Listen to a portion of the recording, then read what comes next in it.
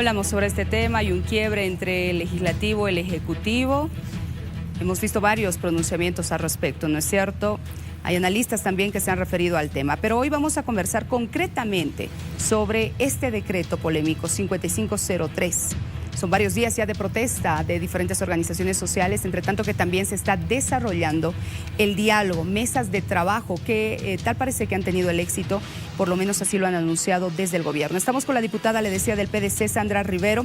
A ver, diputada, el vicepresidente ha dicho de que la asamblea o que por la asamblea llegaría la solución. ¿Es así? Un placer saludarla. Buenos días. ¿Cómo estás, Vania? Muy buenos días. Y sí, es así. No solamente desde la asamblea, sino en una relación conjunta y coordinada con el Ejecutivo, ¿no? Mira, Vania, aquí el tema es polémico por lo siguiente.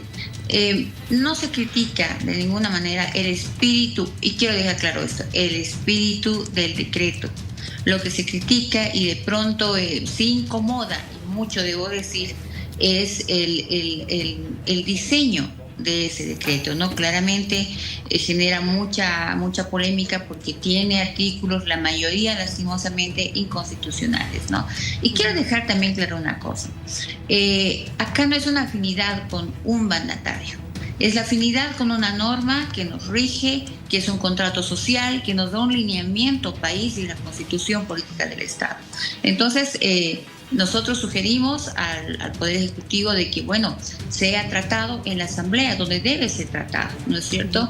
Más allá de ello, yo comentaba ayer algo que realmente creo yo, ¿no? Los errores ministeriales no son errores presidenciales, hay que dejar muy claro esto.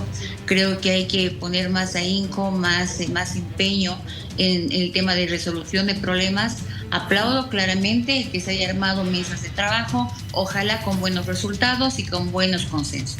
Diputada, ahí me llama mucho la atención lo que usted acaba de decirnos, ¿no? Los errores ministeriales no son errores del Ejecutivo o del presidente en todo caso. ¿A quién se está refiriendo? Bueno, algunos ministros de área, ¿no? Mira, cualquier ministro en realidad que no genera soluciones, que no genera gestión, que no ayuda y coadyuva a un proyecto país, claramente algo está pasando ahí. Hay que replantear un poco la tarea de los ministros de área que hayan tocado justamente esa problemática de los decretos, ¿verdad? Pero más allá de ello, creo que es un trabajo en conjunto entre estos ministros de área más, obviamente, la Asamblea, porque al final, Vania, es en la Asamblea donde descansa el poder del pueblo, la decisión del pueblo. El tema del decreto, por ejemplo, lo que genera en la población es una sensación de no me escuchas, es una sensación de cada vez decido menos, y es una sensación de que a pesar de que cada vez decido menos, sigo pagando igual o sigo pagando más. Y eso está mal, genera un poco de desazón social, y en realidad estar en un oficialismo, ser una bancada oficialista, no es solamente un tema de levantar desde el curul la mano, es un tema de justamente reaccionar cuando uno siente que hay errores, porque nuestra capacidad y nuestra tarea como bancada oficialista es evitar estos errores, corregirlos a tiempo y justamente impulsando esta corrección para resguardar una legitimidad de gobierno, ¿sí? Cuando alguien hace esto, entonces no solamente resguarda la legitimidad del gobierno, sino también, ¿qué te digo?, genera un puente donde no se desgasta la relación entre el gobierno y la sociedad. Ahora, ¿cuáles son estos artículos que concretamente se observan? Por favor, si podemos detallar algunos. Bueno, hay muchos, pero vamos a tomar esos que han generado justamente esta incomodidad. No hablamos desde el artículo 10 al 12, hablamos del 17, o sea, hablamos de recursos naturales, hablamos de contratos, hablamos de la temporalidad de estos posibles contratos, hablamos de los préstamos. El Banco Central tiene que dejar de ser la caja chica de un gobierno, indiferentemente cuál sea el gobierno. Todas esas decisiones deben pasar por la Asamblea, porque son temas de índole nacional, de índole general, no de índole de un ministerio o de un mandatario. A ver, el artículo 10, es que hay que darle más información a la población, ¿no es cierto?, para que conozca justamente de este documento, de este decreto. El artículo 10, tipos de inversiones. El gobierno clasifica como prioritarias. ¿Por qué se observa este artículo, diputada? Bueno, mira, Si bien es cierto que por un lado Bolivia se está abriendo al mundo, ¿no? Sí, es la frase que hemos enganchado a este proceso. Engancharse al mundo no significa atraer de pronto posible polémica futura, ¿no? ¿Qué quiero decir? Uno tiene que saber claramente de dónde provienen estas inversiones, cuál es la justificación de estas inversiones, y no simplemente decir, bueno, gracias por tu plata y ten la libertad de hacer con ella en mi país lo que tú gustes, ¿no? Yo voy a protegerte con mi constitución. No funciona así. Una cosa es la atracción de inversiones extranjeras, pero también bajo esa atracción de inversiones extranjeras uno debe tener la calificación de controlar esas inversiones extranjeras. ¿Por qué están viniendo? ¿De dónde vienen? ¿Cuál es el objetivo? ¿Cómo esto involucra a la población boliviana? ¿Cómo genera ese sentido de ganar-ganar? Inversor gana, Bolivia gana.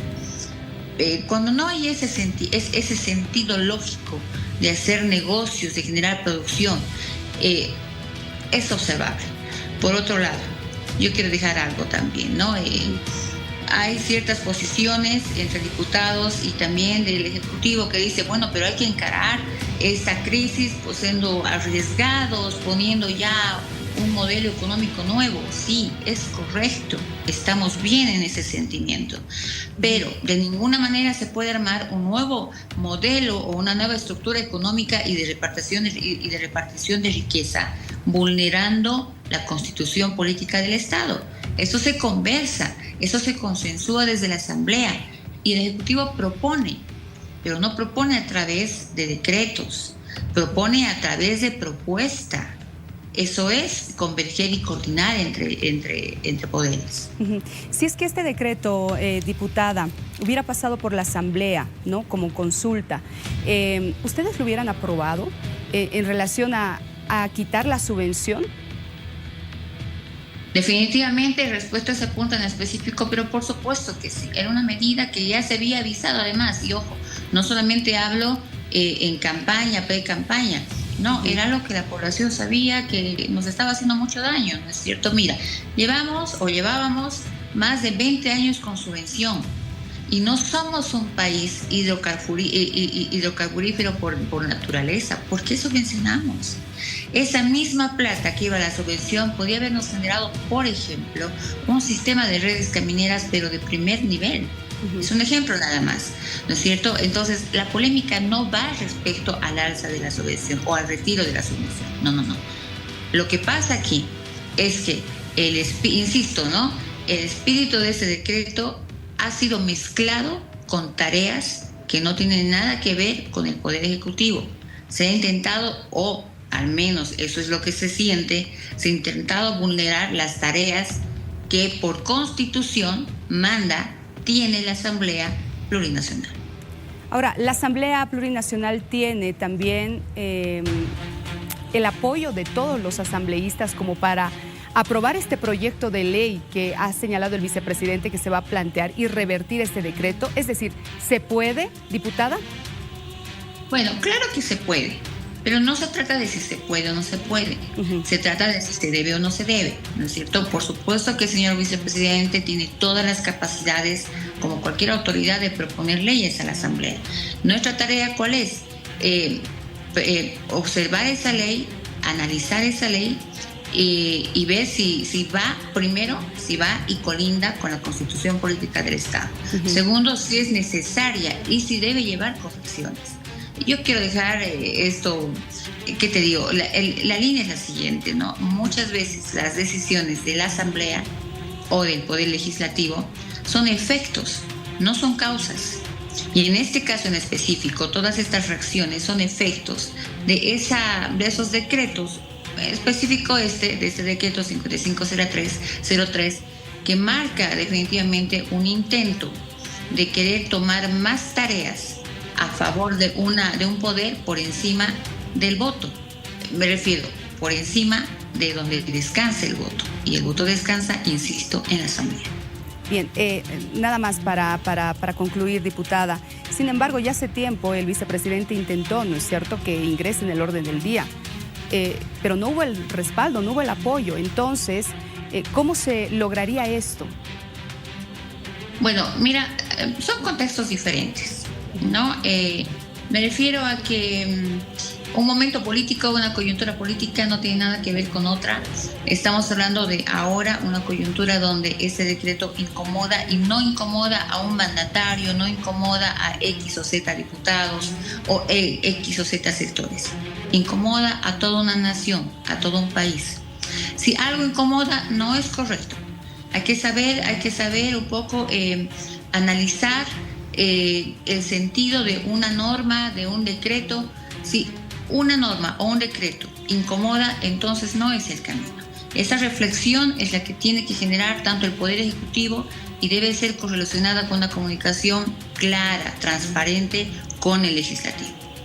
Bien, diputada, ha sido un placer conversar con usted. Veremos qué es lo que sucede en los próximos días. Hay temas que son prioritarios, es lo que han dicho dentro del Legislativo. Lo ha señalado también el propio vicepresidente del Estado. Gracias por esta intervención. Que le vaya muy bien. Gracias, diputada.